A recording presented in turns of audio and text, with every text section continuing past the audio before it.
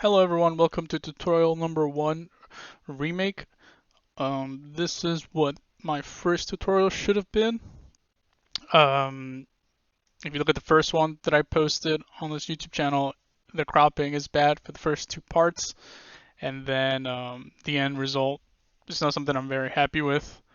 I did like that this tutorial was simple, so it was very good for beginners. But I think there's a lot of channels out there and a lot of videos for Substance Designer that kind of have those kind of tutorials on there, and I want to do something a little bit more in depth and really push myself and as well as you guys to create something more unique and push beyond just like simple beginner materials. So with that said, let's get started because this one's a big graph. So if you're new, I am starting with if you go to new substance graph, I'm starting with the metallic roughness template. Give it a name that you'd like. I'm doing 2K, and for the output format, I'm doing relative to parent, and then hit OK. Okay, so let's get started. I am taking a new approach with this tutorial.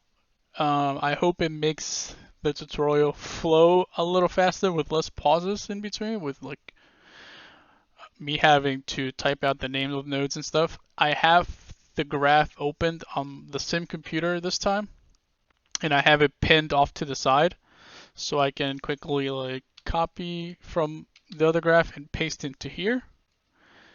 And it will bring in everything that I have with the settings already. I am going to do it the normal way on complicated graphs or nodes that have a lot more settings, like the tile sampler. That way, because if I just do this and I just show you guys the settings, there might be a setting or like a boolean like this or something that is maybe not as noticeable. And just to make sure that it's the proper thing, I'm gonna just redo it. Um, but I will be copy and pasting for like, blend nodes and histogram scans and etch detect and things like that, because the settings are just like one or two and it'll be right there for you guys to look. Okay, so we're gonna start with a tile sampler. And we are going to do a 4x4 for this one. If you accidentally see something weird over here, like for example, if I double click the tile sampler in my other graph, it's going to update on this one. Hopefully I shouldn't be double clicking anything, so this shouldn't be happening, but if something weird comes up, you're like, wait, what is that, or where did that come from? That's what that is. I should just be clicking on it once on my end. Same thing with like this window over here on the right side. If I double click something from the other graph, this is what I'm looking at, and then this is what the settings are. But again, I shouldn't be double clicking anything. If I have to double click something, I will pause it, uh, pin the thing, pin the window, and drag it out. And hopefully, I don't take up video time with that. Because I'm trying to cut down the length of this videos, and I should probably just start the tutorial already. So we have let me just update this, a tile sampler. We're going to do 4x4. We're going to change the pattern to square. We are going to change the scale to 1. Actually, let's just plug this in. And then let's change our scene to plain high res if you're not already there. And then let's plug this into, let's do an ambient occlusion here. Let's plug that in there. And then let's change our normal to 10. Okay. Now nothing's going to show because right now we just have a white, because our tiles right now are set to a scale of 1. Okay. So let's do some scale random. a little bit. These tiles were cut by a human, so they're not all going to be perfectly the same, but they should be pretty close. All right, then let's go to position, and we're going to add a very subtle amount of position random of 0.0125, just to get them to move a little bit. These are going to be old, worn tiles, so they're going to be a little bit displaced. And then we're going to do a little bit of rotation random of 0.0025. Now I want it to be very subtle because I don't want them like rotating into each other. We're also going to change the color random all the way up, like so. So if I turn this down, you can see that some of them are kind of touching, but that's okay because we're going to use an edge detect.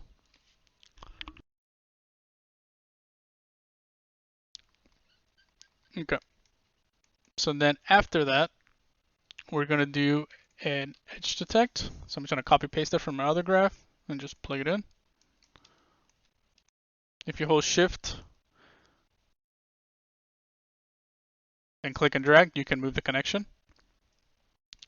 All right. Now we're going to do, let me talk about this edge detect. We have a width of 2, 0, and everything else is the same. We're going to plug this into the background here, and then we're going to come back to this in a little bit. We're going to need another tile sampler.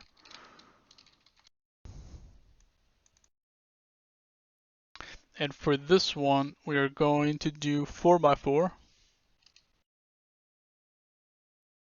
And we are going to plug this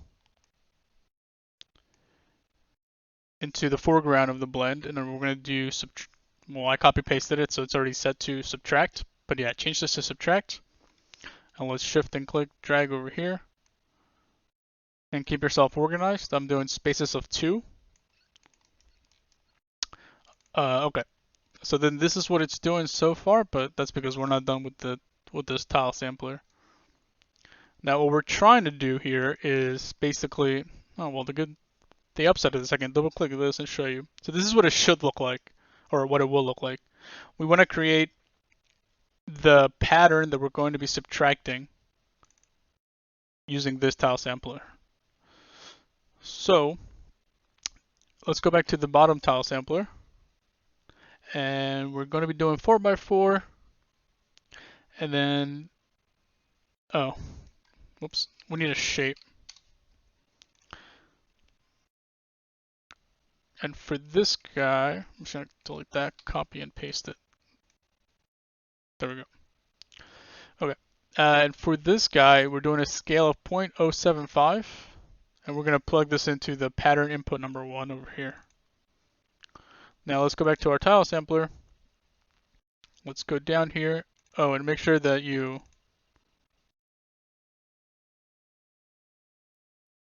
have the angle for the shape set to 45 degrees because we want it to be a diamond.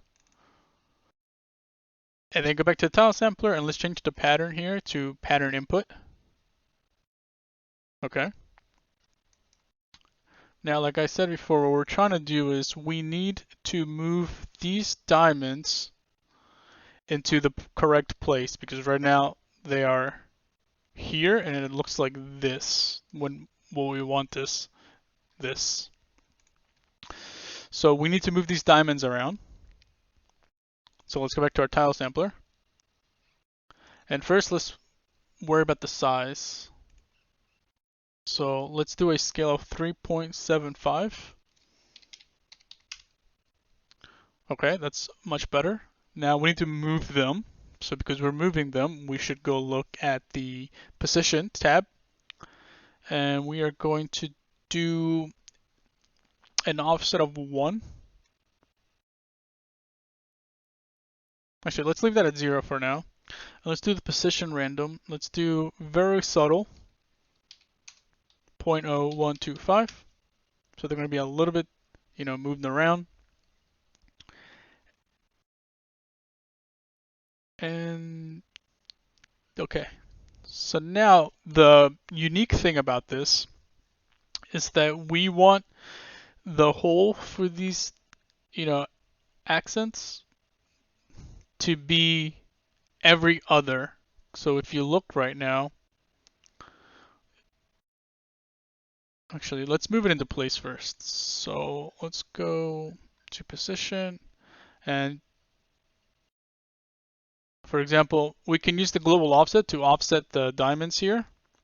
And I can say, okay, let's do 0.5. And then let's do another 0.5 here. Okay, so then we kind of have what we wanted, except that we don't want to put the hole in every single one. We want them to be on every other one. So one hole, no hole, hole, no hole, hole. But right now we have holes everywhere. So the way I went about this is, let's go back to our tile sampler. And then right now we have one pattern input. I'm going to change it to 2 pattern inputs. So then you get another slot here, but I'm going to leave it blank. So right now half of them are gone because half of them are assigned to pattern input 1 and the other half are assigned to pattern input 2.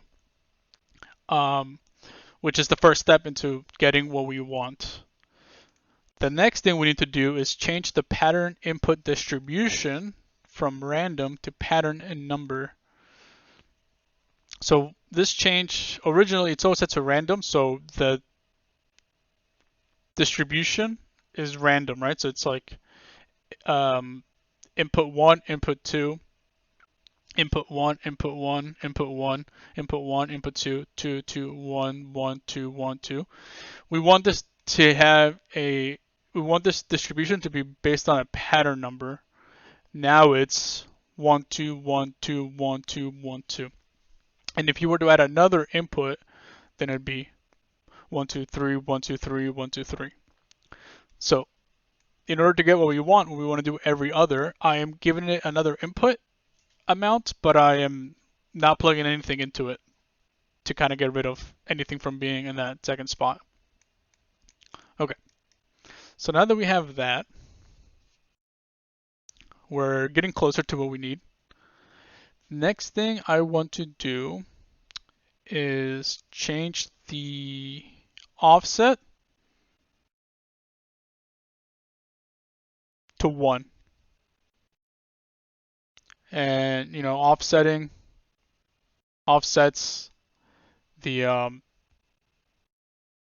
every other pattern or input or shape. Let's go with shape. So now we have what we wanted. So then if we go look at our blend again, there it is, perfect.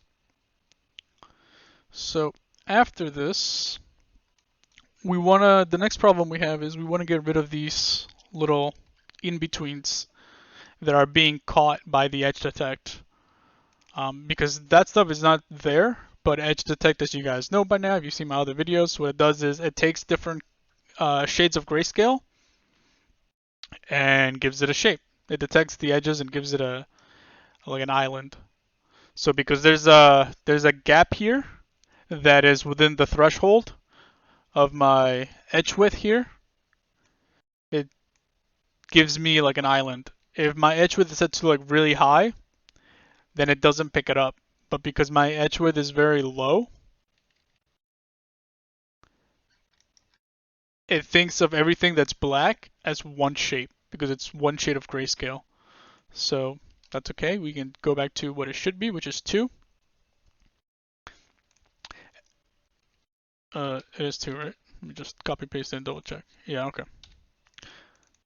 We need to get rid of this white stuff in between. So we're gonna do a histogram scan. And this histogram scan is coming from the tile sampler, from the top one. And then we're doing 1, 1, which is going to give us the same thing as the tile sampler. The only difference is that the tile sampler right now has a color random. So if we turn this off, then this histogram is the same exact thing. But I want to have this on because I want the edge detect to work, and it only works if we have different shades of gray. So by using the histogram scan and changing everything to 1-1 on position and contrast, we basically get, like I said, the tile sampler without the color random. So now with this, if we look at the problem area, that white stuff is gone in this version of it. So you guys should probably know what we're going to do. We're going to do a multiply, because anything multiplied by 0 or black is 0. So shift drag over here. So now we're able to keep our edge detect. And then we get rid of the in-between. Well, let's change this to multiply. Whoops. There we go. See, so then if we look at the previous blend, this is our, our shape with the holes, but it has the white. And then because we multiplied by this histogram scan, it's gone. All right, so now we cleaned that stuff up. So now we're able to move forward.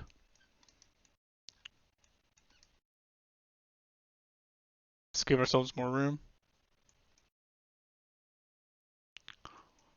All right.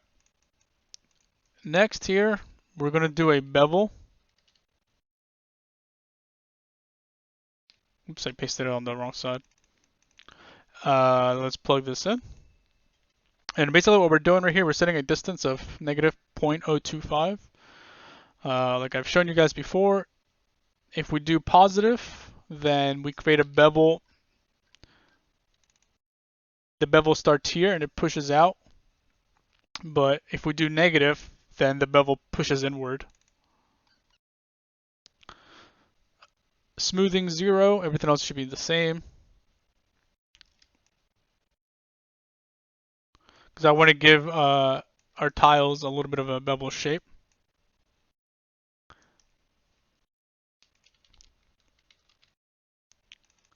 Then from the blend, we're going to drag out and we're going to make a levels.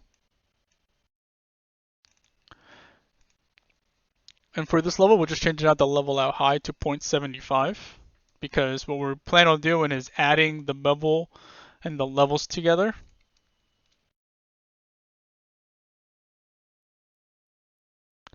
So this will go in the middle, and this will go on top, and then we're going to change this to add.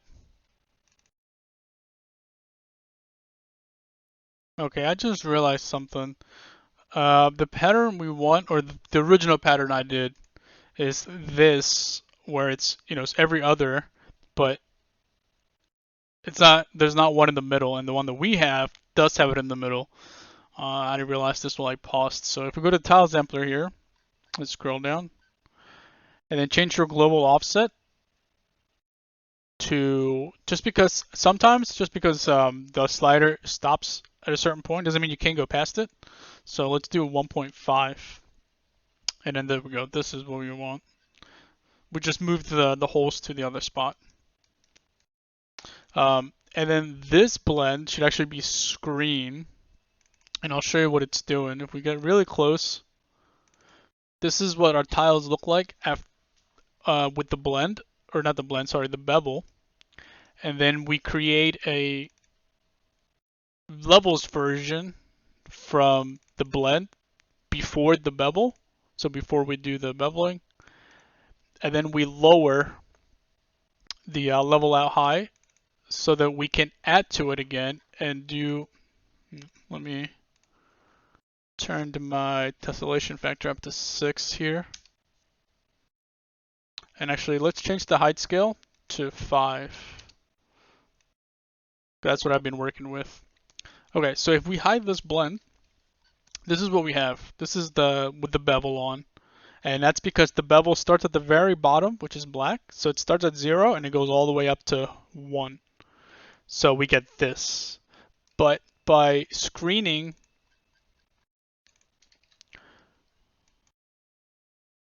the base, so not the bevel, the base, and then we give it a lower value, we're able to erase where 0 used to be. So here, 0 used to be here, and then after this, we're basically, it's no longer, the base is no longer 0. It's now like, I don't know, like 75, I think, based on this. So if we were to lower this, you can see how the thing goes down. But if we wanted to be higher, we can just move this up. And I erased it because I wanted to have like this beveled edge and not have it beveled to the ground. So let's go with 0.75. And now let's do a slight blur here.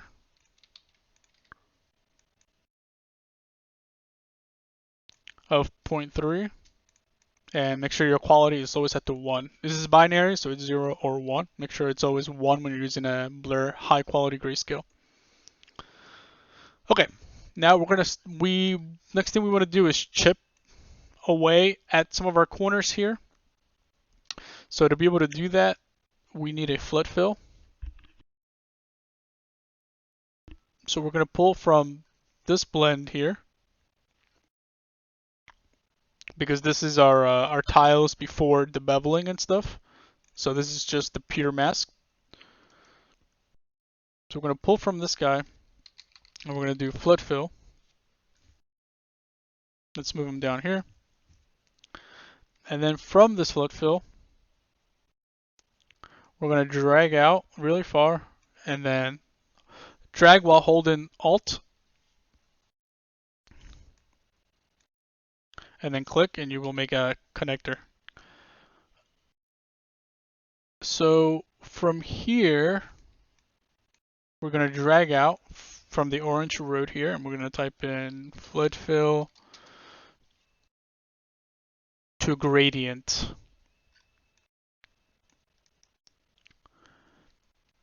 Now we're going to turn the angle variation all the way up. And then we're going to do a histogram scan. And like I said, I'm just copy pasting from the other graph with a position of 0.9 and a contrast of 1. Then we're going to do a levels afterwards. I don't know if we use it, but no, I guess not. Okay, so now that we have this here, we can do I'm going to add a connector here. And I'm going to just type in blend.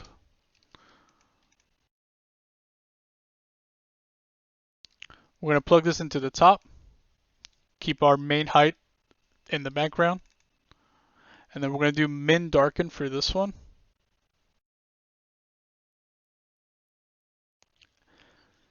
And because here we have the contrast set to 1, that means that we're getting rid of any contrast.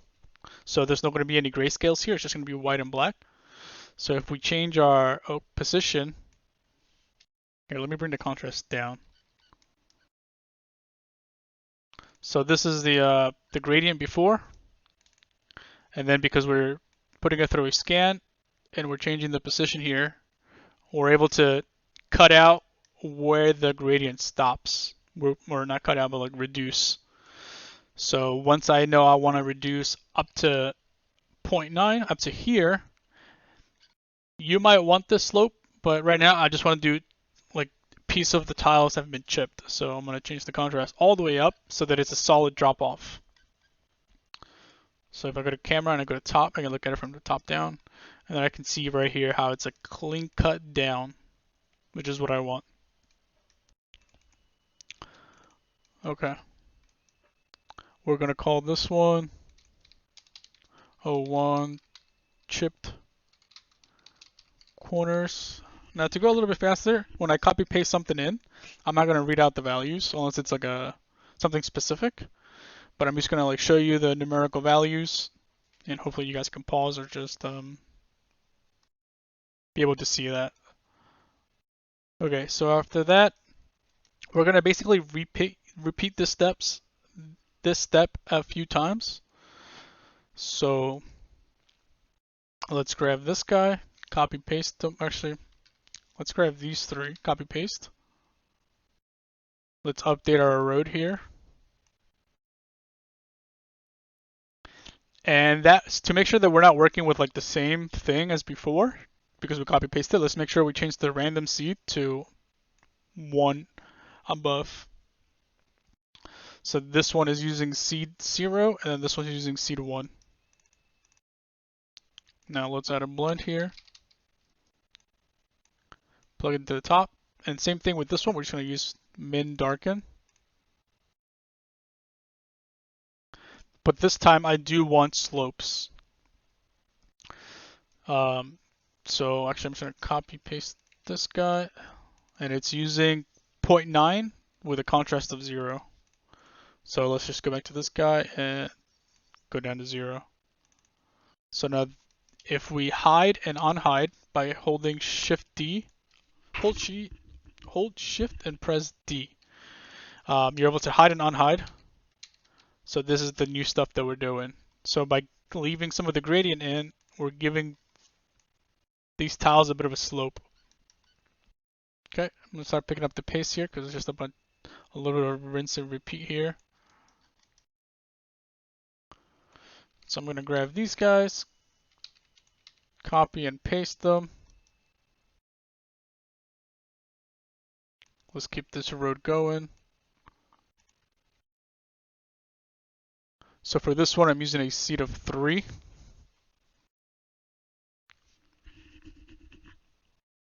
And let's add our blend here.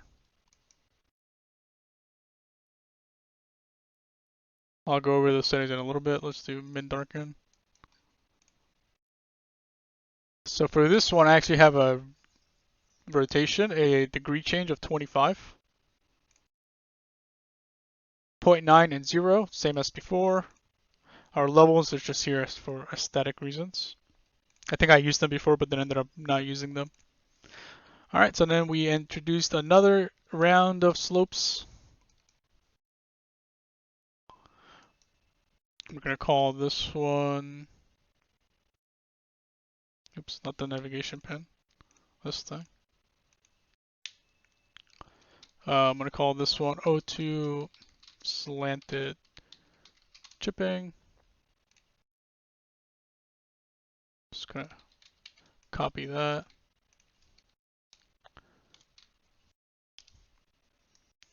Three.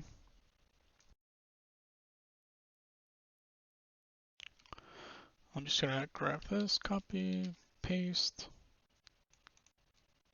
And then make sure you plug this into this one. And then this there. And then plug that in there. And for this one, I used 180 degrees, and I changed my seed to 4. These type of values don't really matter.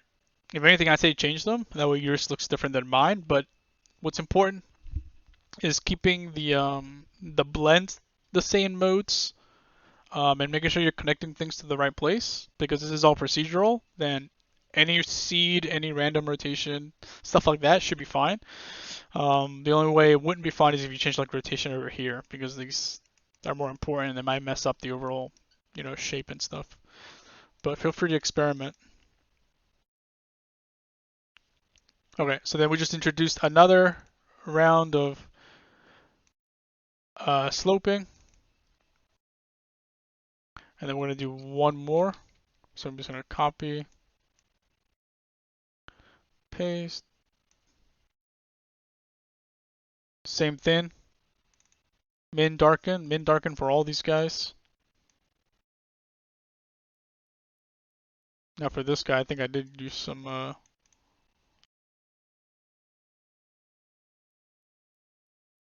I did use the levels for this one. So let's plug this into here as usual. Let's keep our road going. For this one, I'm using random seed 5. Here's the angle.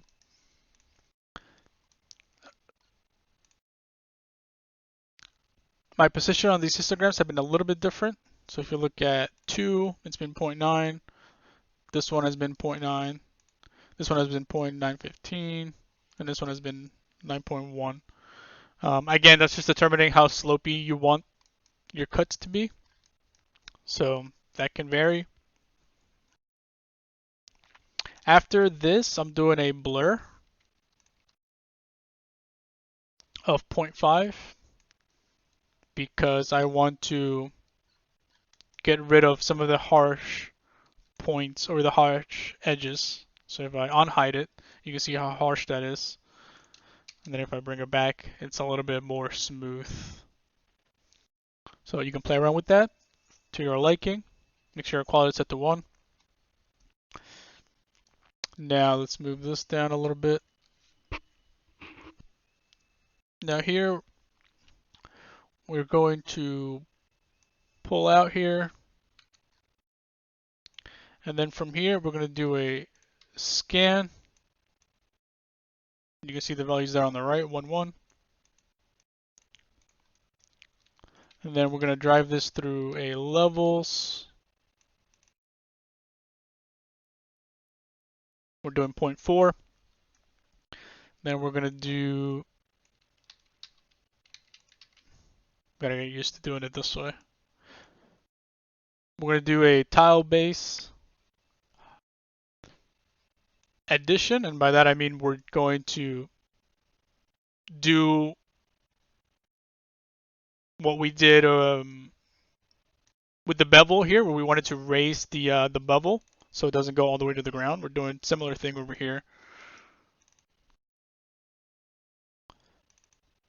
You can see the difference here, before, after. So same thing, we're doing a scan to get the edges, and then we're doing a levels, and it needs to be lower because if you have this set to 1, then it's just gonna add 1, and it's can't go past 1. So right now, like this stuff might be like a 0.4 or something, and then we're adding 0.4, which makes 0.8. So that's still within 1. So we're using screen again, and by tile base addition, I mean we're adding to the height of the base of the tiles. Okay. After this, we're gonna use a moisture noise, and then we're gonna blur it a little bit. Let's gonna move this guys down a little bit. Let's bring it as cells 1. And then we're gonna need a slope blur grayscale, and we're gonna plug in the cells onto the top and the blur to the bottom. And then here are the settings. Notice that our mode is set to min. Sample is always up. Now after this, we're gonna do another blur.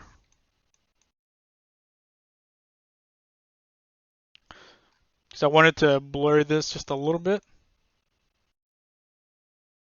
And again, feel free to change it, the blur intensity. Then we're going to use a vector warp to break up the noise. Let's give ourselves more room over here. Actually, let's keep that.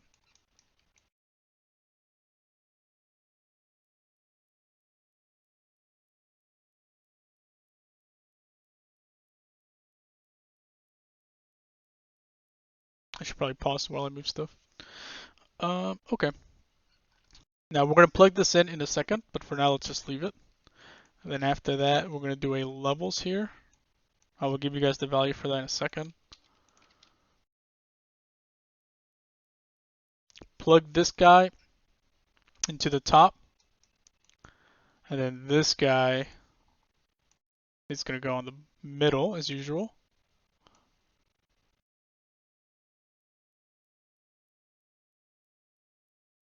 Okay. Now, don't worry about what this is doing yet. We're going to need to do one thing here. From this flood fill, we're going to pull and we're going to do a flood fill to random color.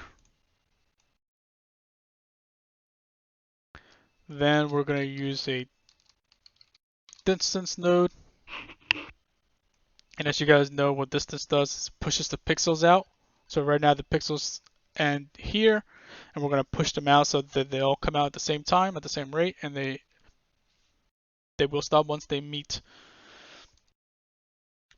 Now we need to connect from this guy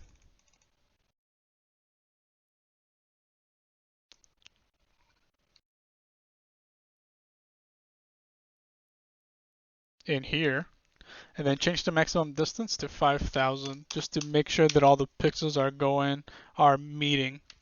So always go with a high number. 2,500, 5,000 should be enough. All right, now that we have this, we can extend this road. And let's just pull all of these down another 2. Now the reason why we need this, because this is what's going to be plugged into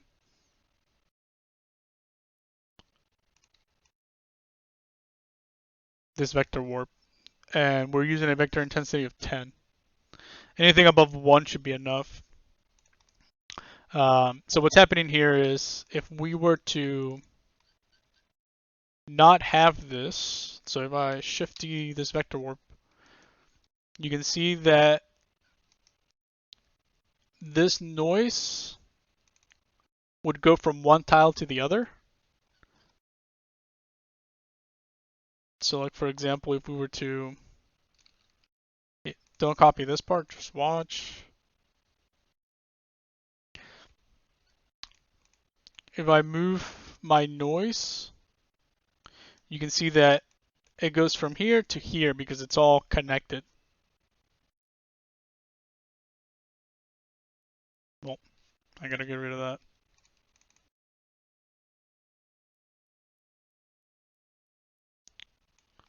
Like right here, you can see that this is one like crevice there, and if I, oops, not rotate, if I bring it over, it continues from one to the next, and that's not cool. We don't want that. So using the vector warp grayscale, we're able to break that up. So if 2 tiles touch, the noise on top will not. Okay. So min darken, and then for the levels, these are the settings here. And that is surface detail.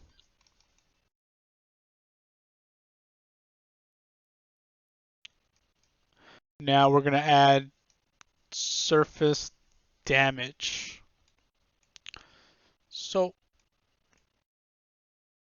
we're going to start with, typically we do shapes. We do the shape node. But there's also another shape node called polygon. Now the reason why I use this one instead of shape is because with polygon we're able to change how many sides our shape has. So by default it's 6. You can do more, you can do less, and also you can get a triangle. Obviously you can't go less than 3 sides, otherwise you have a line. So we're gonna leave it at 6. And we need to do a scale of 0.5 to just half the size. Then we're going to copy paste this guy, and we are going to do 3. We want a triangle. And then we're going to need a tile sampler. And what we're trying to do now is just add more damage to the surface of our tiles. And you'll see how in a second. So let's plug the polygon 1 into input 1, and then obviously we need a slot for our second polygon there. So let's change our pattern to input, and then change our input number from 1 to 2. For the amount, we want to do 10 by 10. Let's make sure we plug in our polygon, of course, like so.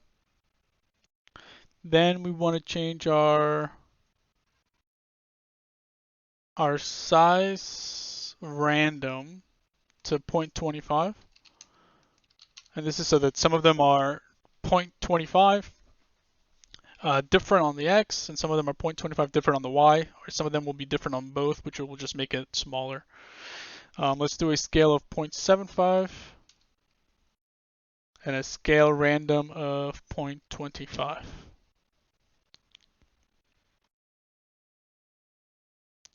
Let's do position random of 10 because we want them to be random. It's okay if they overlap. Let's do rotation random all the way up. And I think that's it. Okay, so now that we have this, we want to bevel it. So I'm just going to copy paste my bevel and plug it in. And here are the settings for the bevel. So you can see that we're going from this to this. Then after that, we need a Perlin noise. And we're doing a scale of 32. From the bevel, we're going to do a slope blur grayscale. We're going to plug this guy into the bottom. Alright, cool. I added a keybind so that I can pause and unpause the recording. So that should save time with me having to drag the mouse out of the screen and back and forth. So I can just hit unpause. Okay. So for our slope blur grayscale, we need to increase our samples, and we're going to do an intensity of 25, or sorry, 0.25. That would be a crazy amount of intensity. And then we're going to leave it to blur. And for Perlin noise, 32 scale is good. Okay, so now we've taken our shapes and we've given it a bevel, and then thanks to the bevel, we're able to distort them into these random like shapes here, which we're going to use to subtract and create that surface damage. So again, I'm just going to copy paste vector warp grayscale. There's the settings there, and then we're going to use the same road,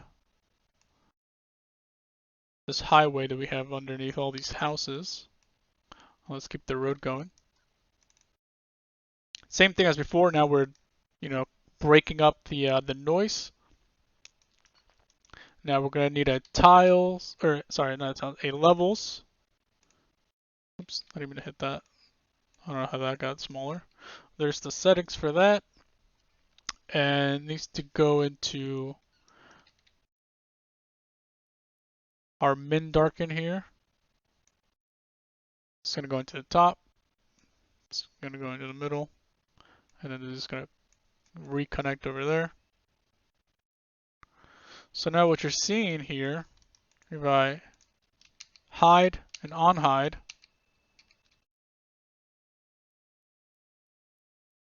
we have this surface damage, kind of like chips, like it's been chipped away. Okay, let's continue. So we're going to add even more.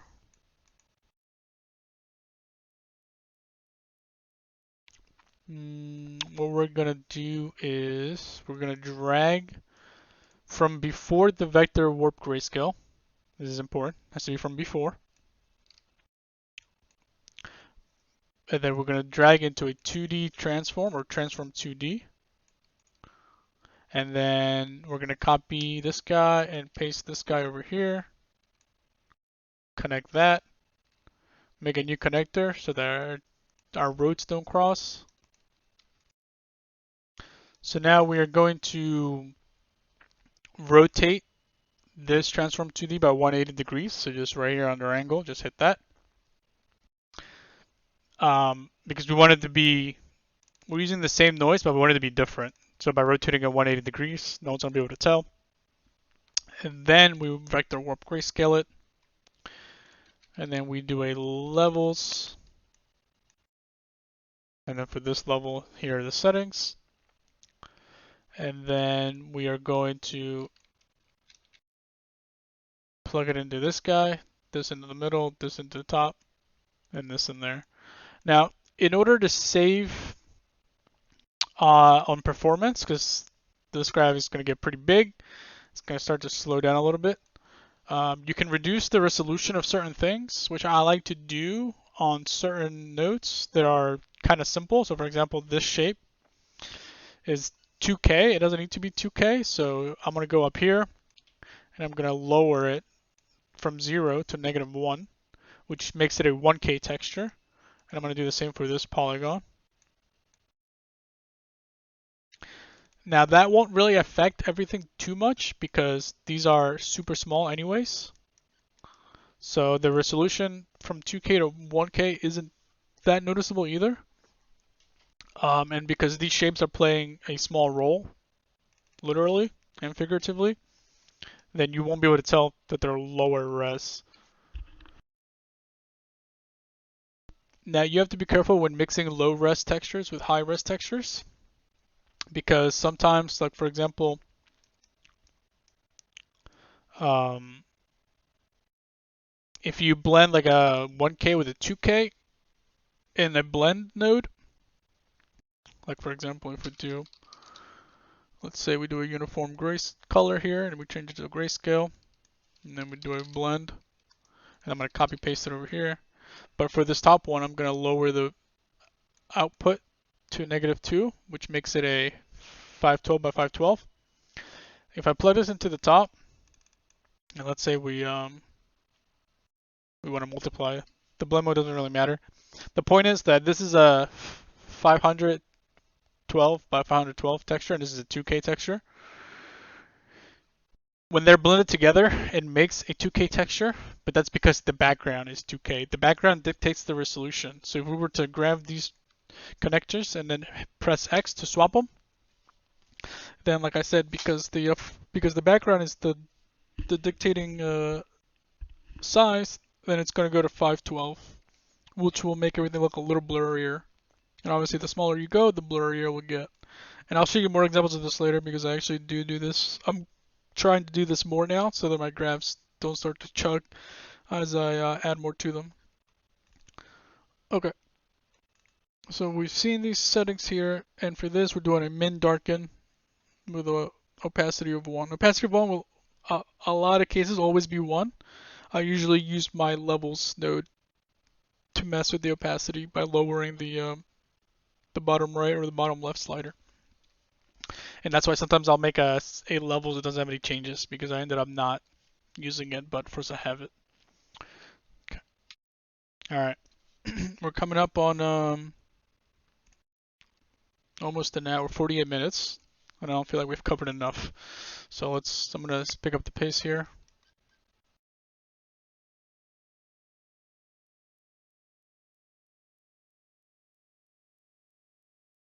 Okay. So after 9, now is where we start to add our cracks. So let's get started. Now I do have a cracks video that I posted. This is a different way to do cracks, a more simple way. Okay, so we have a cells 2 with a scale of 2, 0 edge width, disorder 0.22, and that gives us this right here. Now we're going to use a directional warp. There's the settings. We're going to do a Perlin noise. There's the settings. Plug it into the bottom. Then from here, we're going to do a blend with a multiply. And obviously we need something to multiply into it. So we're going to need an edge detect. And like before, it's going to detect the islands because they're separated by black. And if I were to go really high, you can make your cracks thicker.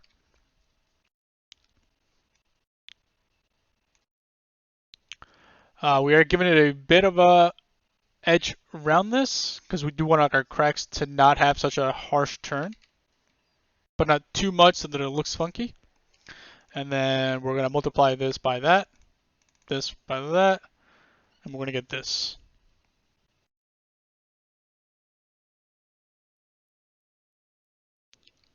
Now after this, we're gonna invert it because we want our cracks to be the part we're working with. So we want to make it white. We're gonna create a bevel for it. There's the bevel settings, and we all know what bevels do by this point. Hopefully, we're gonna do a directional warp. Plug that into the top, and then we're gonna need a crystals 1 here. There's the settings. Crystals 1. Plug this into here, and it's gonna give us some jaggedness to our cracks. Then we're gonna do a slope blur after the directional warp, like that. And then we're gonna do it by the crystals again. These are the settings. Then from here, we need a blend with subtract. Now we need something to subtract from or by. So we're going to pull from this pearl and we're going to reuse this here into a transform 2D.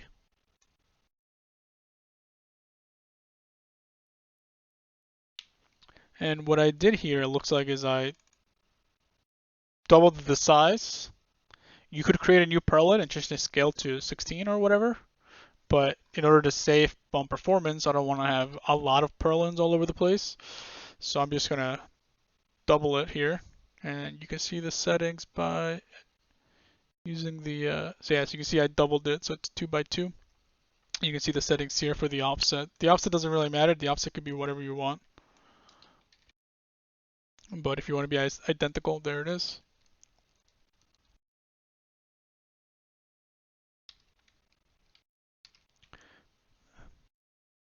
Now we pull from the transform 2D into a levels. There's the settings. Now let's make this a little simpler. Let's just do oh,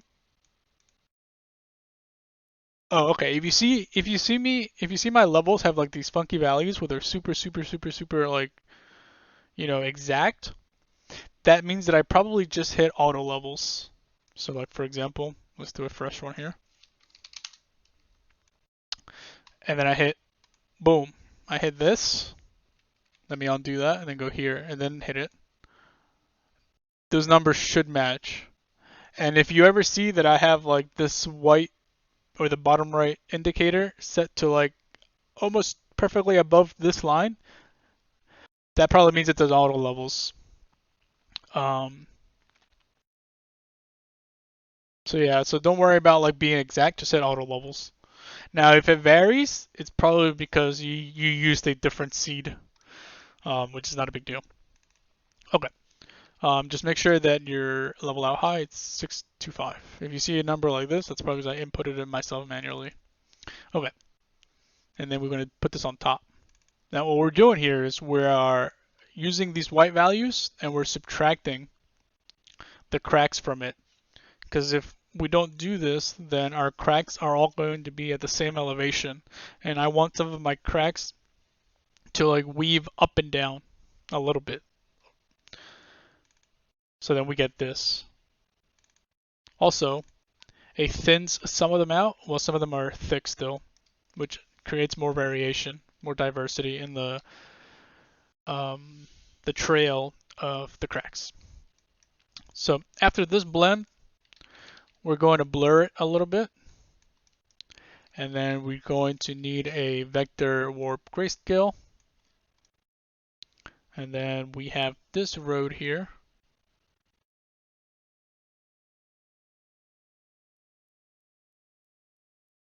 It's going to go in there. For this one, I'm using an intensity of 10, but like I said, anything above 1 works. Now we need a levels here at the end of the vector warp grayscale. And then this is going to go into our main height, which we're going to be calling, oops. I hate this. If like you copy paste it on top, it like adds this to it. Okay. Uh, right. So let's. It's gonna be really annoying sometimes. This goes in the middle. This goes on top, and we're doing subtract. Now we can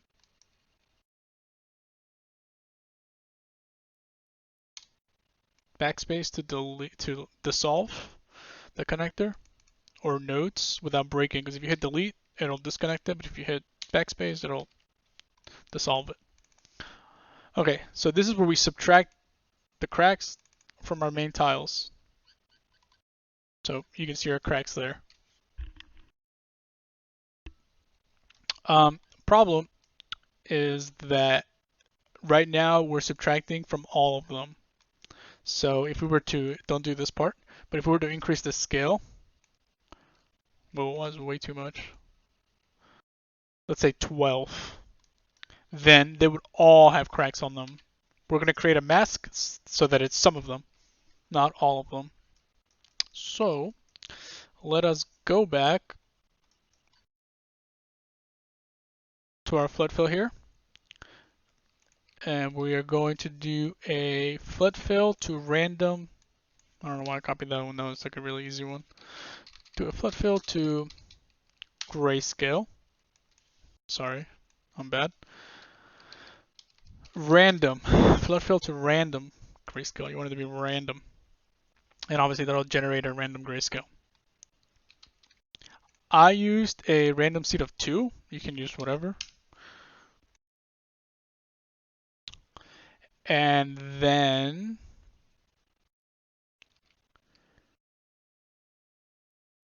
let's see. We are going to drag from this guy.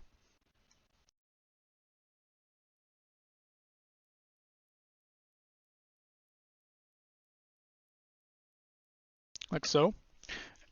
And we are going to plug this guy into a histogram select.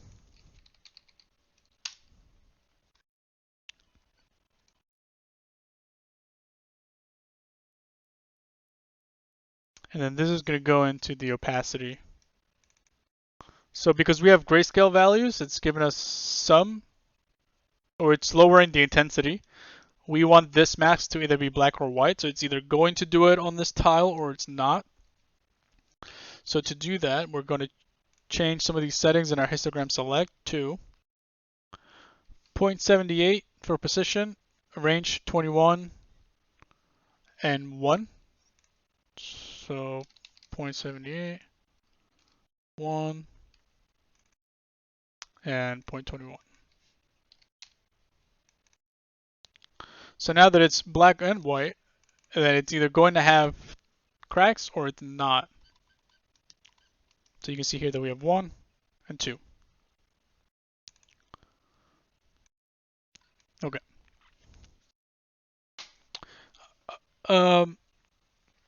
Now one problem we have here is that if you guys remember at the very beginning, some of these tiles we ended up chipping. So right now, if we were to, don't do this part, but if we were to change the position to try and change, the mask a little bit, and then we go with this one doesn't have the chip in it, which is going to be a problem if we ended up using this mask. We don't use this mask, so it's technically not a problem, but we want to prevent the problem because if you were to use a different mask, then it would be, and we want to make sure this is completely procedural. So something we have to do is we have to go back here, and we have to subtract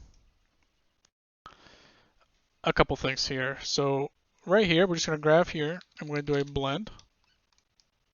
I'm going to move this guy back here. And we are going to pull away from our number 1, our chipped corners from here.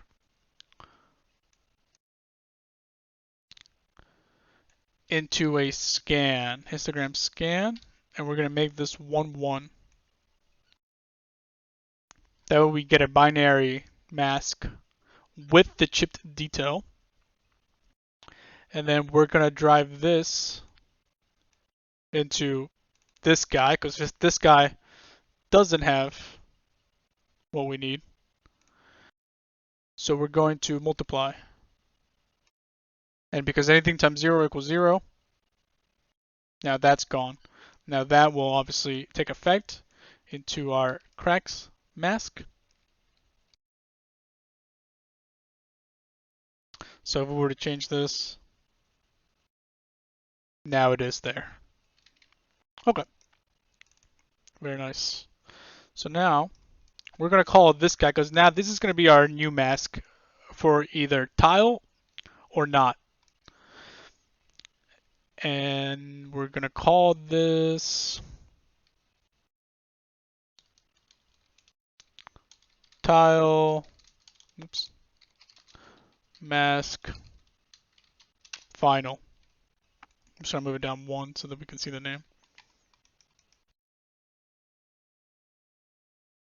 Alright, we have a little bit more to cover. I don't want to cut the video just yet.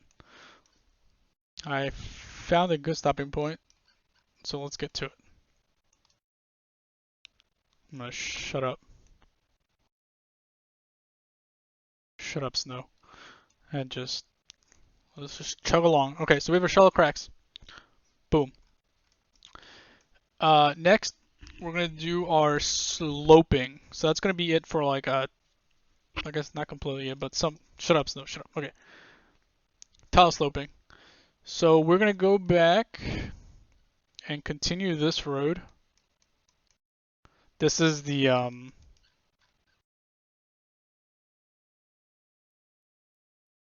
flood fill road. So we're going to continue that road, and we are going to pull from it and do another flood fill to gradient, just like what we did for the slopey cuts.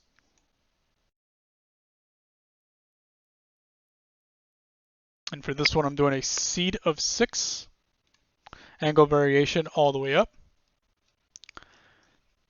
And then I am going to create a blend. I'm just going to copy paste it. This is going to go into the middle. Move it over here. And then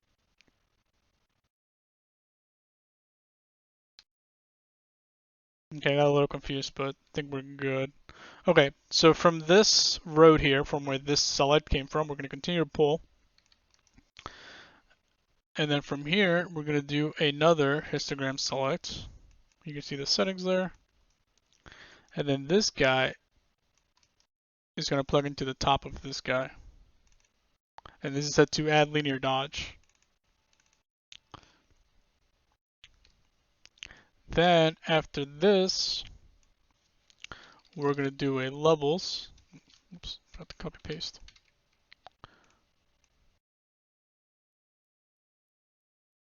Like so. And then this is going to go into number 7 here.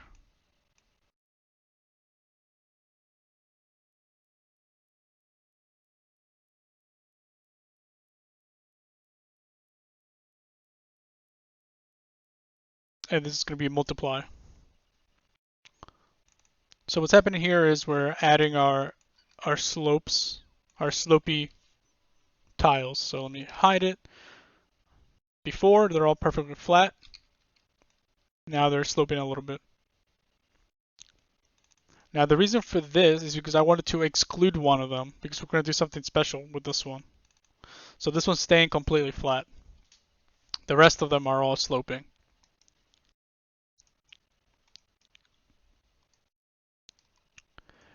Now from this road again, we're going to pull out into a levels.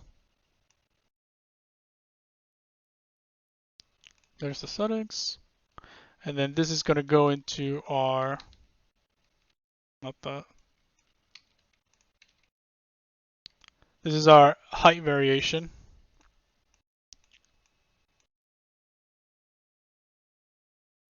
And for this one, we're doing multiply again. So what's happening here now, if we hide this, This is going to make some lower and some, I guess some more lower than others. So if we hide, unhide, hide, so before, after. So some of them are lower than others. And then let's bring back our slope in as well. So we have slope and height variation. Okay, now let's move on here. Now the reason why we isolated this guy is because we want to do something fancy with him, which is what we're going to do now. Let's get another cells 2 here. You can see the settings there. We're going to need a directional warp.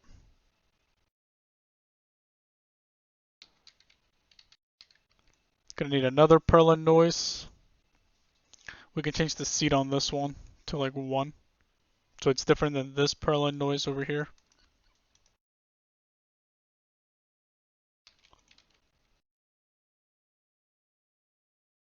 Plug this into the middle here.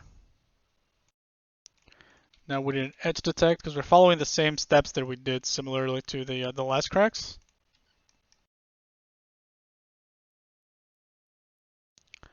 We're going to invert the crack again. Same as before, a bevel. And you're going to see the settings. Feel free to pause the video.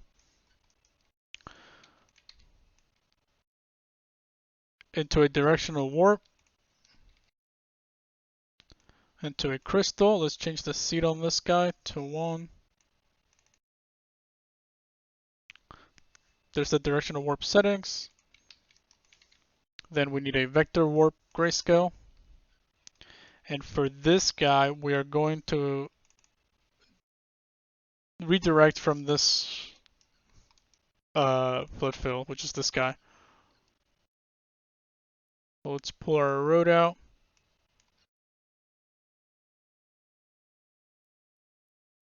And I have intensity set to 10 here. That intensity doesn't really matter as long as it's above 1. Now from here, we're going to do a slow blur into the bottom here. This goes into the top. There's the settings. Graph this blur with a blur of 0.3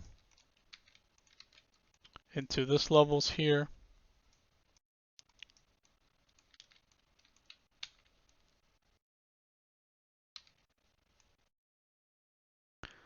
This goes into the middle. This goes on top. This blend mode set to subtract.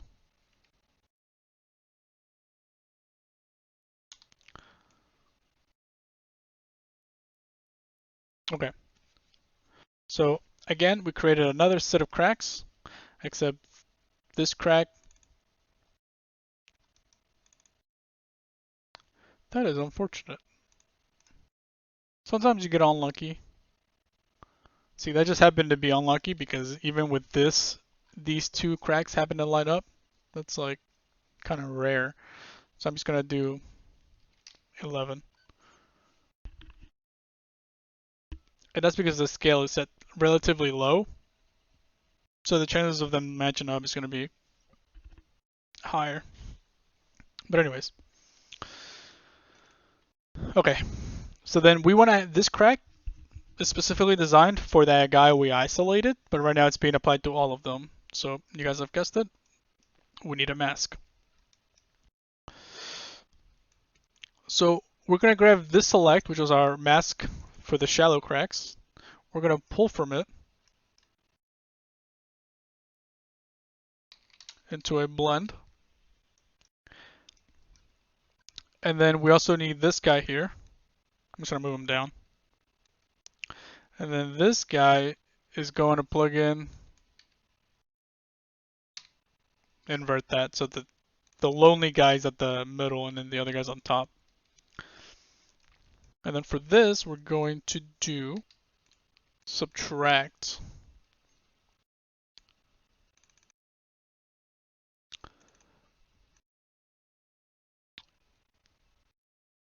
The reason here is that we're accounting for future masks or for other masks. If we were to change this mask, like let's say this one has a white one here, it's going to affect this one.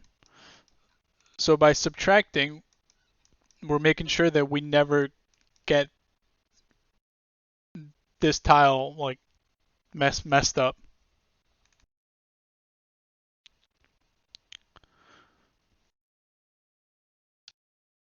Okay, so I had to pause because I found a flaw in my graph.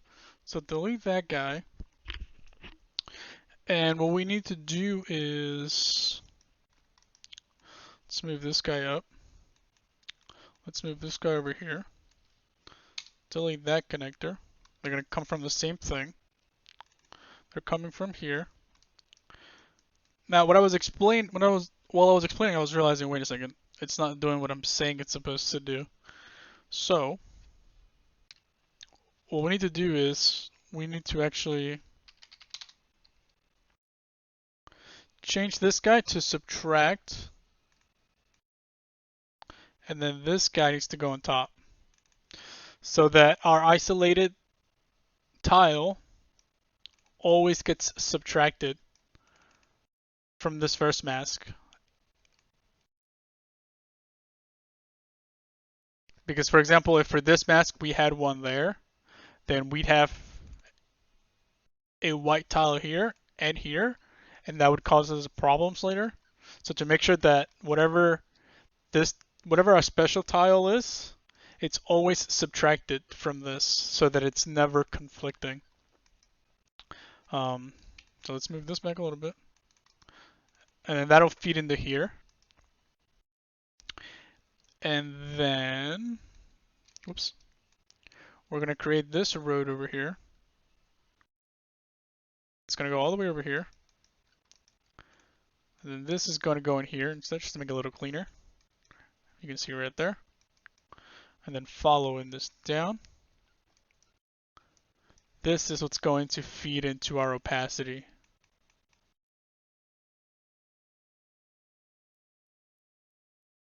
So you can see here that the cracks are everywhere, but now they're only just here.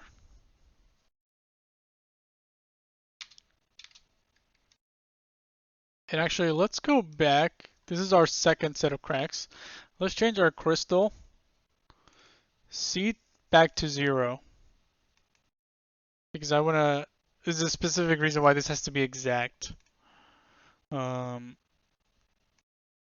Let's change our,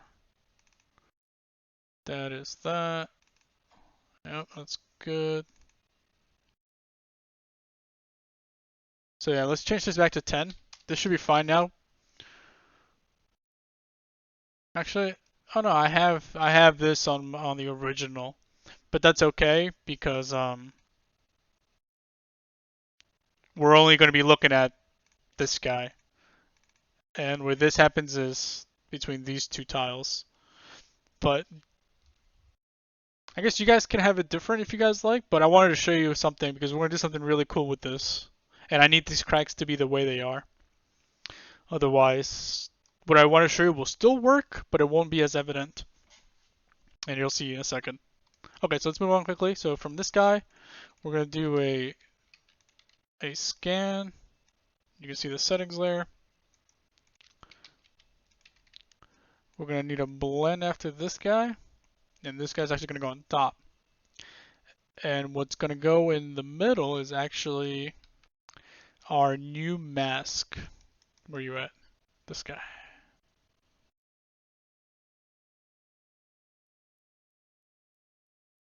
This is the final tile mask final. So you're going to go in here.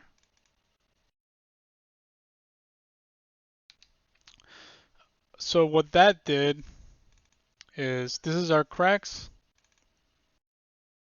And then we're subtracting our cracks from that mask to get this.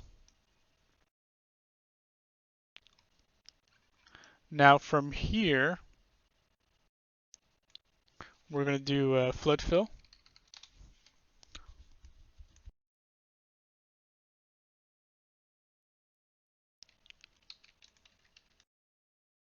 So I paste it twice. Oops, should be on the top. Orange with orange. Okay. So here, I am not going to change the angle variation up. You'll see why. I'm going to leave this at 0 because we are going to create our own custom angle variation. Meaning, I'm just going to copy this stuff right here and paste it. Don't be confused. I'll explain in a second. And we're going to plug this into the bottom. Okay, so let's go over what's happening here. Our slope input, I think. Okay, yeah, by default it's set to 0 because I copy pasted from the other graph. It came in with 1. So if it's at 0, it's going to use the default angle variation, which also 0. But we're using we're using the slope input node, input, and we're going to change our slope input multiplier all the way up. Because we want to get 100% of the effect, not half, not 0.53, but 100% of it. So it changes it all the way up to 1. And then I created this shape here. And I moved it over here so that it detects. So if we look at the shape, black is here and then white is here. So that means the slope is heading this way, which makes it so that the slope here also heads that way. So you can see that this rock or this cracked tile is sloping towards here. This one is sloping towards there, and so on. So we started with a shape set to these settings, and then I scaled it down 4 times. So because we're using 4x4 tiles, so I just went 4x4. And then I offset it, obviously because I moved it. And you can see here, let me undo that. And let's plug it in so we can actually see it on our...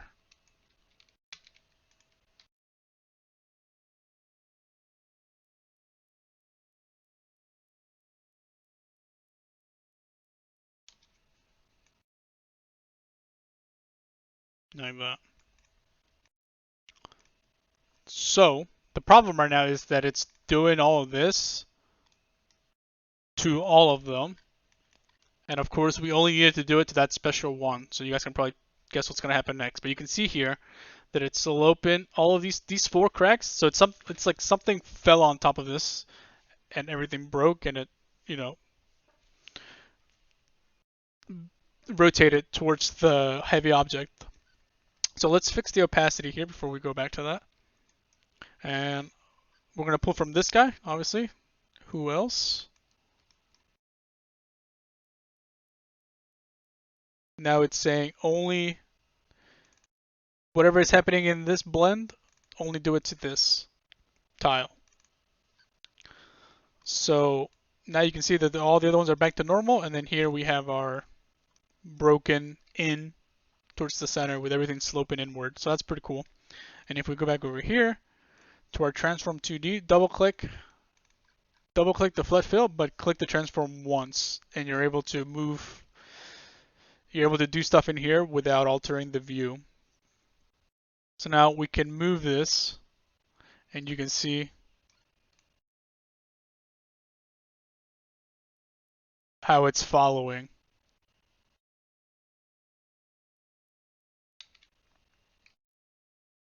Okay, so these are the final settings for the transform 2D, and then obviously 4 times. But if you by default, or not default, but by habit, if you move this up, then it's going to mess with your custom input basically. So make sure this is set to 0 so that it takes full effect of this and not a mix of both. Same if you mess around with this, it's gonna basically add to this, which we don't want. So make sure this is at 0, that's at 0, and that should, if you have any issues, that might be what's causing it. Okay, we're almost at a good stopping point. Yeah, we're almost good. Yeah, we're almost done. We're almost done, guys. Okay, move this down. Now we are going to continue this guy.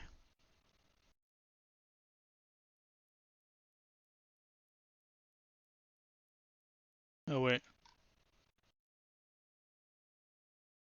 Oh, there's more to this. Hold on. Okay, so let's move this down. A couple other things I did here. Let's do an auto levels to make sure we're using the full effect of the gradient.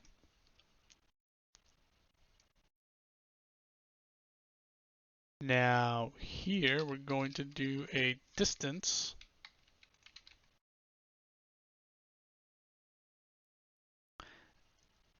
And we are going to use this guy.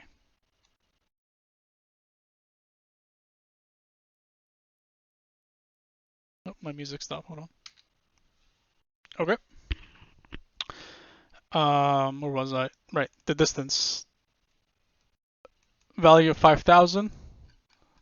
So what we're doing, we're pushing the pixels all the way out, like so.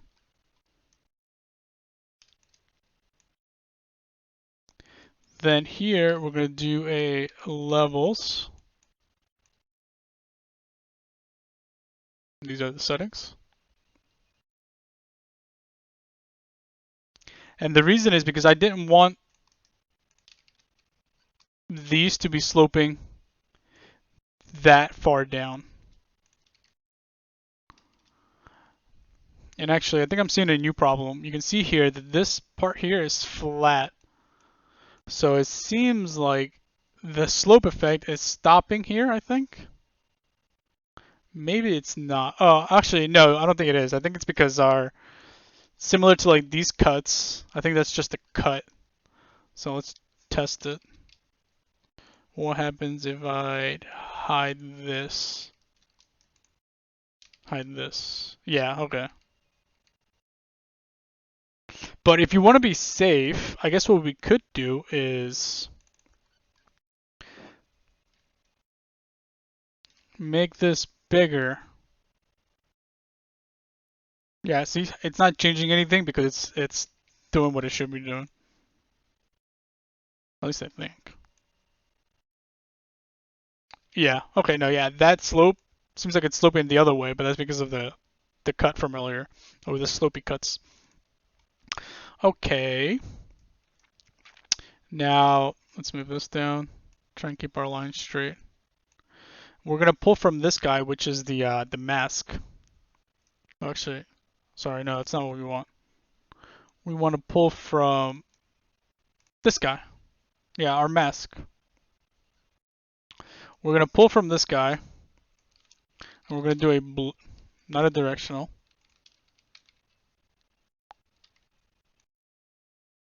A blur with intensity of 0.5, and that's gonna go into the blur, and then that's gonna go into our broken tile. Let's see what that did. Let's get close.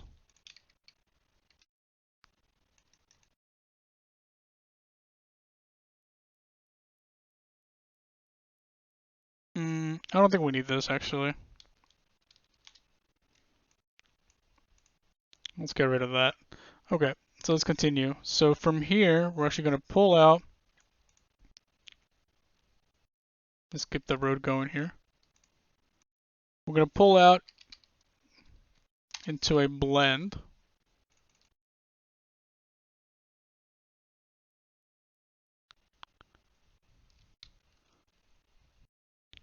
And then we're going to, this should be multiply.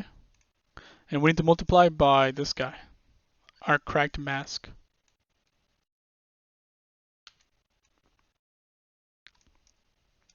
To get this. Now from here, we're going to actually do a levels.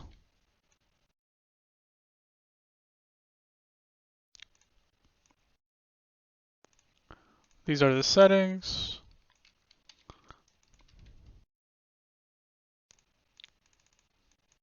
And then this is going to go into the top.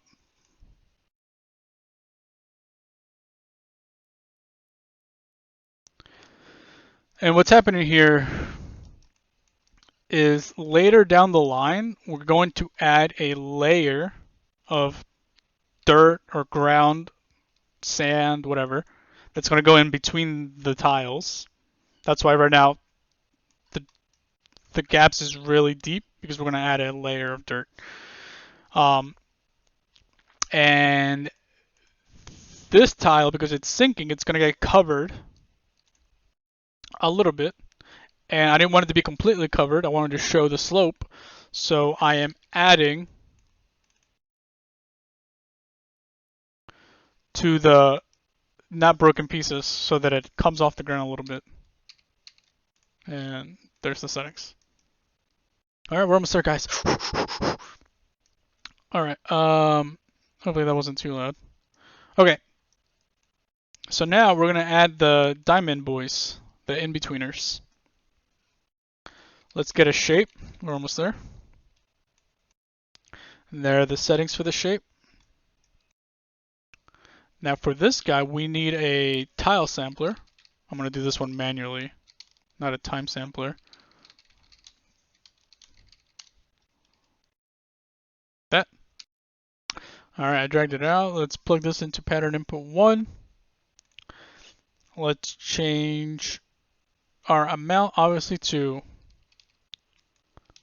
4x4. Let's go down. Actually, I think we can just copy paste this guy over here from the very beginning.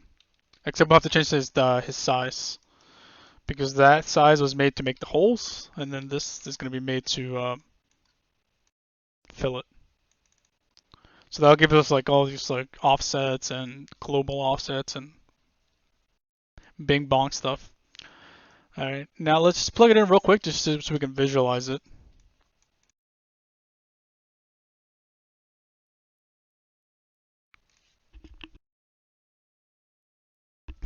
Okay, so yeah, we're using the same size. Obviously, we don't want that. So let me see what are the different stuff. Let's go down to size. And we need a scale of 3.5. So not 3.75, so 3.5. Okay, it's better. Scale random of 0.025. So some are bigger than others. What else we got? Yep. A little bit of rotation random here.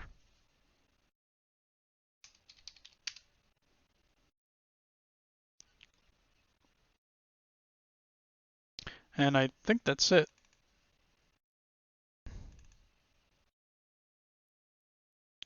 It's a little different. I'm trying to wonder why. Let's see. Let's change our pattern input filtering here to nearest. Alright, so the culprit was the global offset.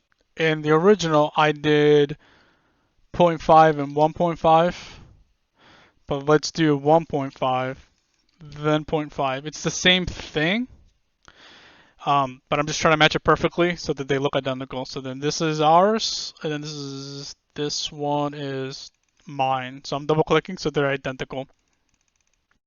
If they weren't, it would still be fine, but I just want to avoid problems, just to make sure that this tutorial keeps going smoothly. Okay, so there we have it, our in-betweeners. Now we need to make them a little bit more appealing. So we're going to do a histogram scan here,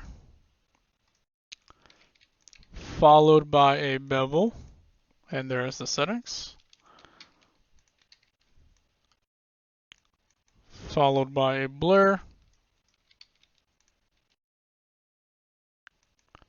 followed by a blend set to screen. Now we're going to pull from this histogram scan and do a levels. Then we're going to blur that levels. Oh, here are the level settings. And then this is going to go with that. And same thing, We have our beveled. Obviously, it's heading all the way down to the ground. And I want to raise it, just like we did with the tiles earlier. Let's plug that on top. So you can see here that the slope, the end of the bevel is no longer at the bottom. That's what's happening here. Then from here, we're going to do a flood fill.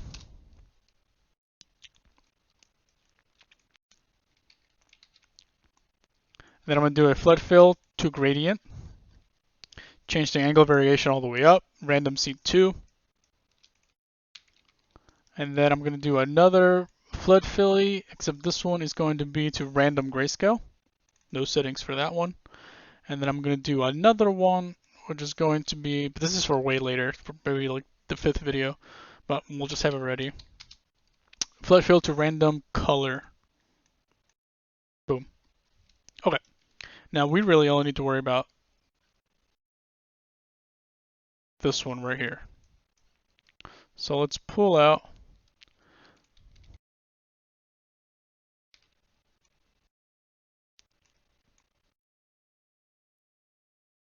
oh wait, that's going to be it for this guy, which I didn't copy the label for, but this is going to be our, whoops, addition. So this is where diamonds are being added. So before this, there are no diamonds, and then now there are diamonds. For this level, here are the settings. I don't think I showed them. Now we're going to add, similar to our tile sloping, now we're going to add our diamond sloping. So this goes in here, this goes here, and then this goes at the top. And we're doing multiply.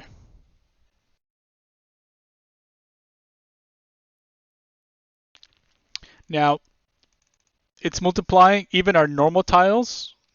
You can see our tiles are being affected. We don't want that. So what do you guys think we need? Very good, a mask. Yeah, I can hear you guys. I can hear your thoughts. Okay, so we're going to pull from this guy.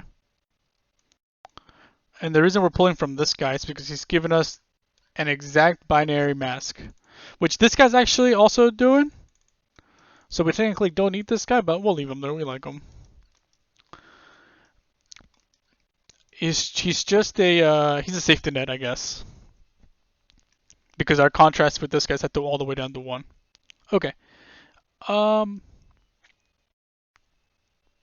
Actually, there's another step here that I missed.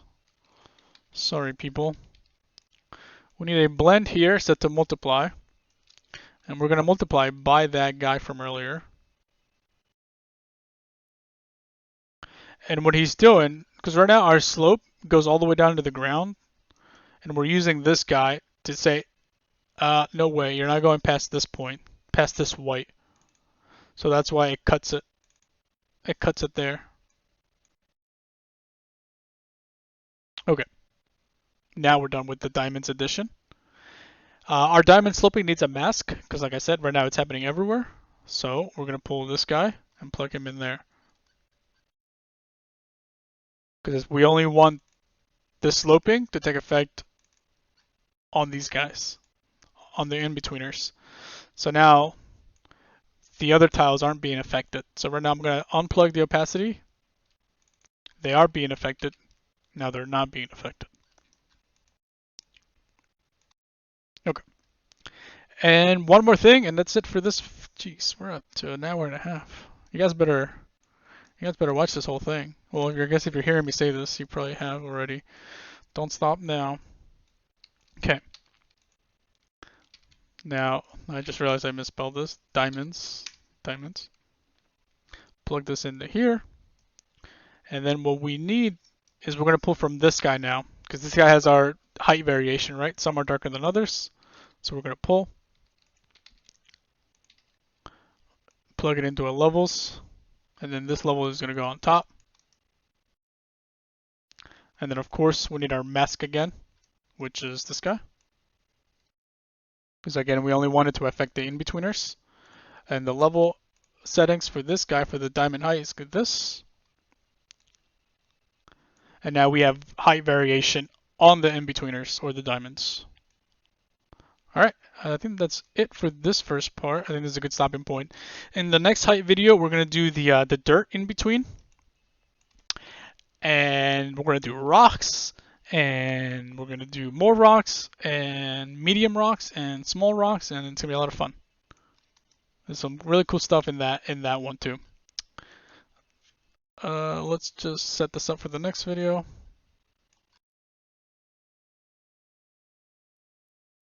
Then we have this extra guy here. Let's just delete him. Okay. I'm gonna pause here and start the next one. Bye bye.